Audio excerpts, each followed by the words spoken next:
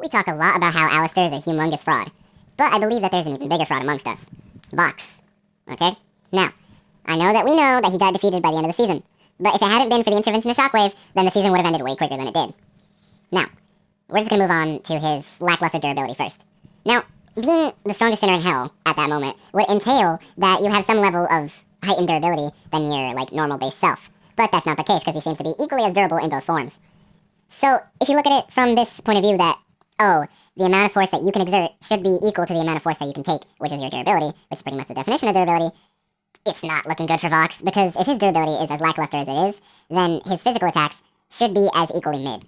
And being so just mid, it's just kind of sad, because you really want to physically, defeat your longtime rival that you low-key might have a crush on. I don't know, Vox is a weird character, but if you're getting dismembered by Tumblr Sexy Man Alistair and Valentino, then, hang it up, man. Because why are you so, fragile?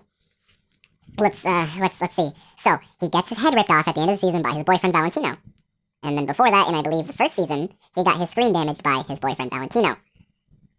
And he's getting easily dismembered by Alistair. You know, getting wires ripped off of him and shit.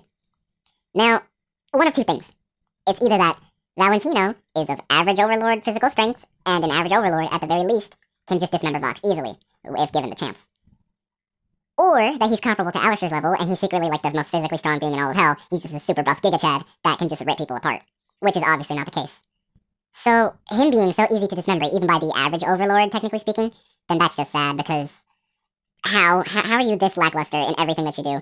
His only benefit, I would say, is his electricity powers, and even then, they're not all that great, because I will give him the fact that somehow his electricity can just travel straight through concrete and, asphalt, which is kind of impressive. I'm not gonna lie, that takes a lot of, power.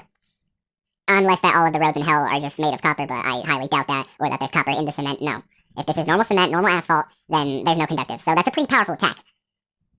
But the fact that your main opponent, the guy that you've been fighting for the past couple of minutes now, can just go, "Ah, I will negate all the effects of your electricity powers, and I turn to shadow," and he turns into a shadow.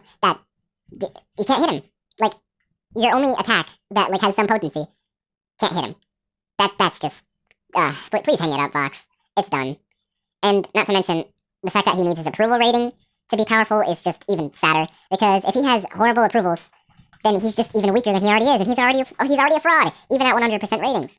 So he never was and never will be the strongest sinner in hell, because he just shows nothing that proves that he's even, the strongest, at all, in any capacity. Maybe special attack, long-range electricity, but I don't see anything outside of that.